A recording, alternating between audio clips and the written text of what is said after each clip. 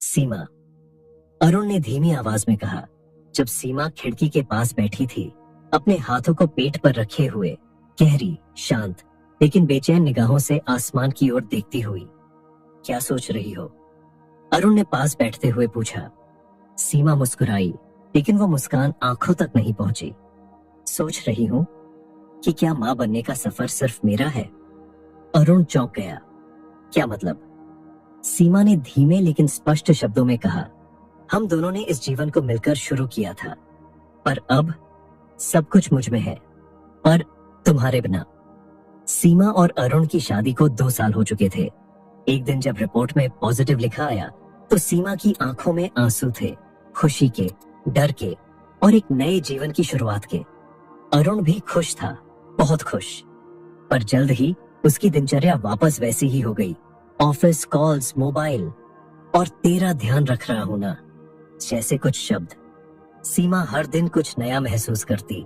शरीर बदल रहा था, मूड बदल रहा था, दिल कभी डरता तो कभी रोना आता, और इन सब के बीच उसे अरुण की जरूरत थी।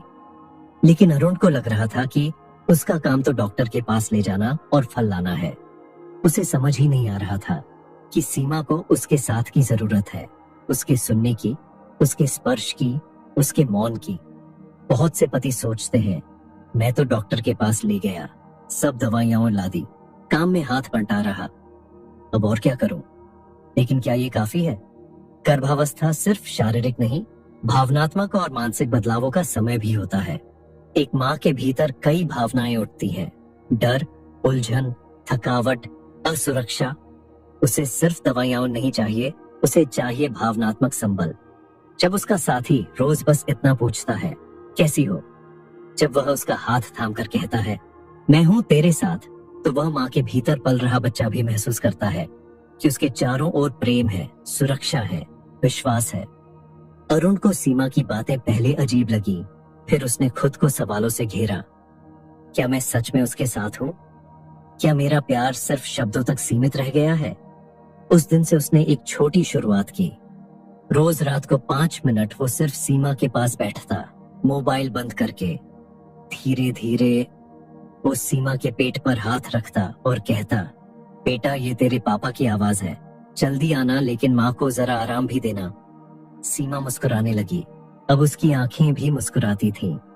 हर अल्ट्रासाउंड पर अरुण साथ जाता, हर बार उसके साथ बैठकर संगीत सुनता, और कभी कभी तो वही सीमा के लिए लोरी गुनगुनाता। सीमा का चेहरा अब शांत था, और उसके गर्भ में पल रहा शिशु एक पिता की उपस्थिति को हर दिन महसूस कर रहा था। विज्ञान भी यही कहता है, गर्भ में पल रहा बच्चा 24वें हफ्ते के बाद आवाज को पहचानने लगता है। पिता की आवाज, उनके स्पर्श, उनके भाव बच्चे के भावनात्मक विकास को गहराई से प्रभावित करते हैं। मनोविज्ञान कहता है, अगर माँ तनाव में हो, अकेलापन महसूस करे, तो शिशु भी असहज हो सकता है। लेकिन अगर माँ प्रेम, भरोसे और सुरक्षा से घिरी हो, तो बच्चा जन्म के बाद भी अधिक भावनात्मक रूप से संतुलित और सकारात्मक होता है। इसलिए पति का साथ सिर्फ मदद नहीं, वह संपूर्ण गर्भ संस्कार प्रक्रिया का एक आधार है। गर्भावस्था कोई अकेली यात्रा नहीं, यह एक ऐसा रास्ता है जिसे माँ और पिता दोनों को मिलकर चलना होता है। अगर आप भी पिता बनने वाले हैं, तो ये बातें छोटी लग सकती हैं, लेकिन यही बातें आपके बच्चे के भविष्य को आकार देती हैं। कुछ सरल लेकिन गहरे कदम। रोज एक बार अपनी पत्नी से पूछिए, आज कैसा महसूस हो रहा है? उसके साथ ध्यान करें, साथ बैठकर कुछ शांत संगीत सुने, गर्भ पर हाथ रखकर बच्चे से संवाद करें। कभी कभी बस हाथ पकड़कर चुपचाप बैठे।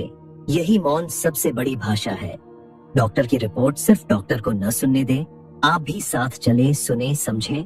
गर्भावस्था एक बहुत पवित्र समय है, और इसमें सबसे सुंदर चीज है एक साथ मिलकर उस जीवन को आकार देना। सीमा ने जब अरुण को फिर से पाया, तो उसे सिर्फ एक पति नहीं मिला, उसे एक सच्चा जीवन साथी और पिता मिला, जो उसके साथ हर भावना, हर डर और हर उम्मीद में शामिल था। एक माँ के चेहरे पर सबसे सच्ची मुस्कान तब आती है जब उसका जीवन साथी सिर्फ उसका हाथ नहीं पकड़ता, बल्कि उसके भीतर पल रही जान से भी जुड़ता है।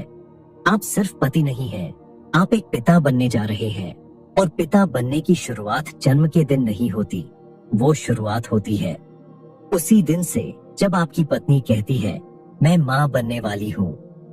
अगर ये कहानी आपके दिल को छू गई हो तो इस वीडियो को लाइक कीजिए। कमेंट में बताइए क्या आप भी अपनी पत्नी के गर्भकाल में उसका संबल बने हैं या बनना चाहेंगे। और ऐसी ही भावनात्मक कहानियां वो सुनने के लिए चैनल को सब्सक्राइब जरूर करें।